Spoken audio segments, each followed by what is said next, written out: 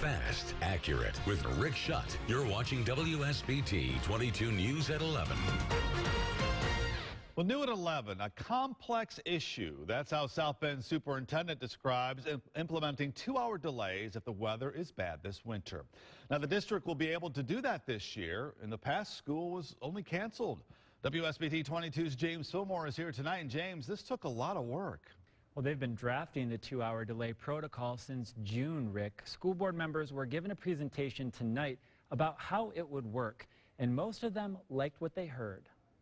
For the first time in years, South Bend schools will have a 2-hour delay option in the event of dangerous winter weather or other emergencies. The protocol is already ready, and we are just doing a couple last tweaks. Parents, staff, and students would be notified of a 2-hour delay at 5 in the morning, just like they already do for closings. You could find the information on WSBT-22 First in the Morning or on our website. The district would also use its auto-dialing program to get the word out. We also have our own school websites we'll be posting it on.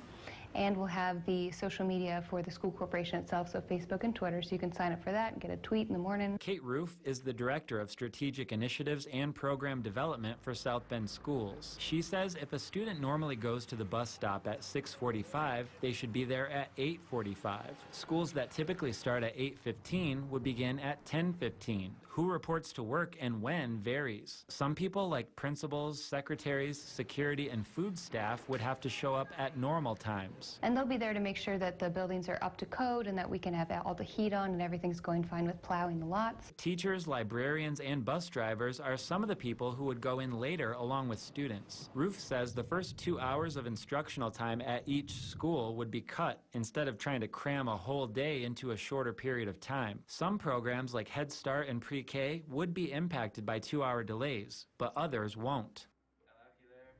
Students will still get morning breakfast if there's a delay. Extracurricular activities after school won't necessarily be impacted, but morning athletics would be canceled. All right, so they'd cancel morning athletics. James, also the school board was briefed on the new enrollment numbers as well. There was a student count in September, Rick.